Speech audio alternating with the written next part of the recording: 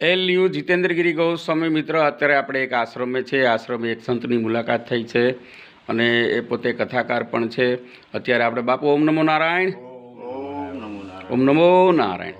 અત્યારે આપ જોઈ રહ્યા છો, પેલો પરિચય તમને હું આપું છું. બાપુ આપ અહીંનું એડ્રેસ આપજો. અહીં આપણે અત્યારે હાલમાં, મને તો ખ્યાલ છે પણ પબ્લિક નહીં ખબર પડે. આ અમરેલી જિલ્લો ધારી તાલુકો અને પીપળિયાનું પાટિયું કહેવાય. જય દાનેવ જાન દીગો હનુમાનનું આશ્રમ છે. ભારતી બાપુ મારું નામ છે, પૂંજારી દશનામી છે અને ભારતી બાપુ છે. અને આપણે બીજા પણ એક બાપુને મળીએ છીએ. બાપુ ઓમ નમો નારાયણ. ઓમ નમો નારાયણ. બાપુ તમે અમે સાંભળ્યું છે કે તમે કથા કરો છો, કઈ રીતનું છે જરાક વિગત જણાવો. શિવ મહાપુરાણ હું વાંચું છું અને જે કાંઈ પણ દે મને એ શિરોમાન્ય અને પ્રસાદ રૂપી માનું છું. હું કોઈ શિવપુરાણનું કોઈ તુલ કે તુલ્ય કરી શકતો નથી. જે કાંઈ આપે એ હું લઉં છું અને શિવ મહાપુરાણ ભગવાન શિવજીની કથા હું વાંચું છું. એવી મને ભાવના છે, પ્રેરણા છે અને લાગણી છે. અત્યાર સુધીમાં કેટલી તમે કથા વાંચી હશે? મેં 7 કથા વાંચી, નાની નાની 6 કથા વાંચી અને એક કથા ઓર ગયા વર્ષે શિવ મહાપુરાણ આપણે કચ્છવર્ધન ધામે વાંચી હતી. તમને કોઈને મળવું હોય તો તમારો કોન્ટેક નંબર? મારા કોન્ટેક્ટ નંબર 9714483758.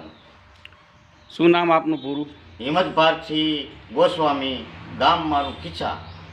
ધારી તાલુકો? હા, ધારી તાલુકો, જિલ્લો અમરેલી અને ધારેશ્વરી ખોડિયાર ધારેશ્વર મહાદેવ મંદિર છે. તો મિત્ર, આ રીતે કોઈ પણને શિવપુરાણની કથા કરવી હોય તો અવશ્ય તમે બાપુનો કોન્ટેક કરો. ઓમ નમો નારાયણ. જય દશનામ. ઓમ નમો નારાયણ.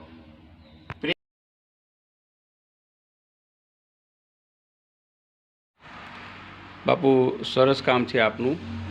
કથાકાર છો, લોકોને બોધ મળતો હોય છે.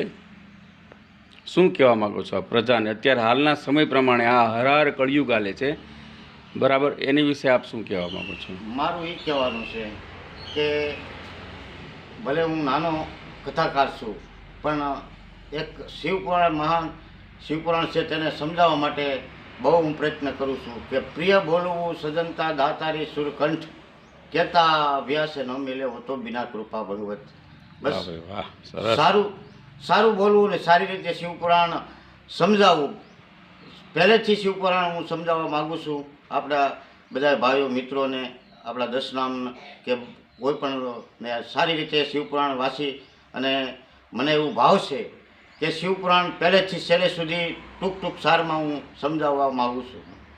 અત્યાર સુધીમાં બાપુ કેટલી કથા કરી છે? 7 કથા કરી છે. 7 કથા. એમાં 6 કથા નાના મોટી કરી છે ને ગયા વર્ષે એક સારી મેં કથા કરી છે. ક્યાં ગામ કરી હતી? એ કચ્છીવદર. બરાબર છે. કચ્છીવદર મુકામે. પછી આમ તમારે એમ કંઈ બાપુ એવું ખરું એટલો ચાર્જ લેવો? સારસમાં કાંઈ શિવપુરાણનું એવું છે કે શિવપુરાણનો કોઈ દી તોલ થાય નહીં, શિવપુરાણનો કોઈ દી ભાવ ન થાય. એટલે જે કાંઈ આપે મને પ્રસાદ રૂપી હું મારા શિરોમાન્ય ગણી અને હું લઉં છું. કોઈ સારસ લેતો નથી. પછી જે થાય તે. તમારું કયું તમે હમણાં એડ્રેસ આપ્યું હતું? ધારેશ્વરી ખોડિયાર, ધારનાથ મહાદેવ, ખીચા અને ખાંભા રોડ. ત્યાં તમારે મંદિર છે? હા, ધારેશ્વર મહાદેવ મંદિર છે. મહાદેવ મંદિર છે. ધારેશ્વરી ખોડિયાર છે. ત્યાં બાપુ દશનામીના કેટલા મકાન છે? આપણા દશનામીના 9 મકાન છે. 9 મકાન છે. બધા ભાઈતું હોય ને? બસ બધાય મારા ભાઈઓ જ છે. બધા ભાઈતું છે. તો બહુ સરસ વાત કરી. બોલો તમારો નંબર બાપુ એક વખત. 9714483758.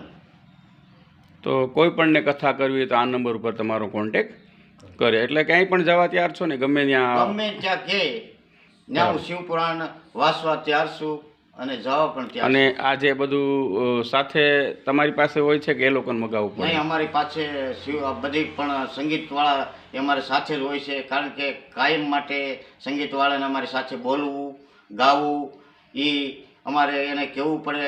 બીજા સંગીતવાળા ચાલે નહીં. કારણ કે કાયમિક માટે એટલે બધું તમારી સાથે જ હોય છે? કાયમિકનો રિયાઝ કરેલો હોય. બરાબર છે. તો મિત્ર, કોઈ પણને શિવપુરાણ બેસાડવું હોય, કથા, શિવજીની કથા, તો ખાસ આપ અવશ્ય ભારતી બાપુને મુલાકાત કરો. ઓમ નમો નારાયણ. જય દશનામ. બાપુ તમે કંઈ 2 શબ્દ કહેવા માગો છો? આપ તો સંત છો, આશ્રમ લઈને બેઠા છો, અને એમાંય તમે તો દશનામીનું દૂધ છો.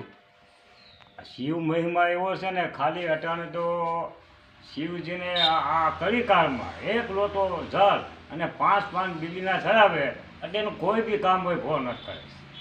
અટાણે આ કળીકાળમાં હાલને તો કોઈ બી હોય, ગમે એ વરણ જાતિ પાતી નથી ભગવાને કીધું, એક લોટો જળ ચડાવે એને સરને જાય ખાલી એટલે એનો ઉઠે ભોળાનાથ આ કહે. એમ કહે છે કે લોટા પાણીમાં એવડી તાકાત છે આટલી તાકાત. કળિયુગની અંદર. આ હા, કળિયુગમાં એક લોટો જળ કહે છે કોઈનો મટાવી શકે દોષ એ શિવજી મટાવી શકે છે. શિવજી મટાવે. ગમે એવી બીમારી હોય, ગમે એવી દૂર હોય, સરને થઈ જાય.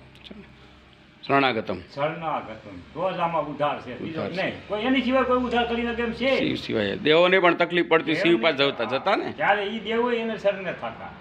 એટલે આપણે અગાઉ સરને થઈ જાય ને એક લોટો ચાલે એટલે તમારે કોઈ વાંધો જ ન આવે, કાંઈ ન થાય.